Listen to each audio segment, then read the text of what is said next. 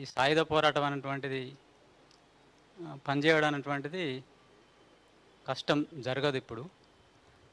ఆధునిక టెక్నాలజీ తర్వాత కమ్యూనికేషను పెరిగినటువంటి ఈ పరిస్థితులలో సాయుధ పోరాటం అనేటువంటిది నడవ నడవ నడవదు ఇప్పుడు.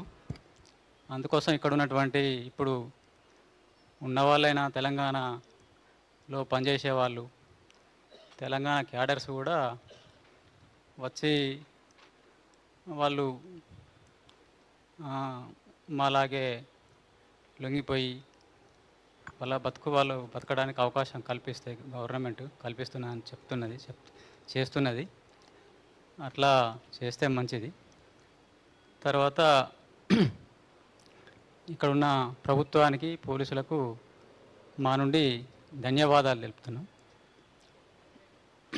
రాజిరెడ్డి గారు ఇప్పుడు దేవిజీ మీ దగ్గరే ఉన్నాడు. ఎందుకంటే దేవిజీ మీ దగ్గర ఉన్నది ఒక స్టేట్మెంట్ వచ్చింది, కానీ చూస్తేనే మాత్రం కొంత కన్ఫ్యూజన్ ఉంది. దేవిజీ ఉన్నాడా లేడా మీ దగ్గర?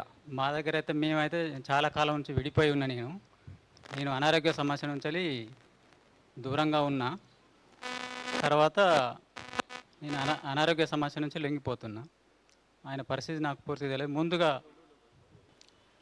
मावा आत्मसमर्पण ते शामिल आता पुलिस अधिकारी को लेकिन मीडिया कर्मी तौर किनु सब तेलंगाना गवर्नमेंट किनु नावा धन्यवाद.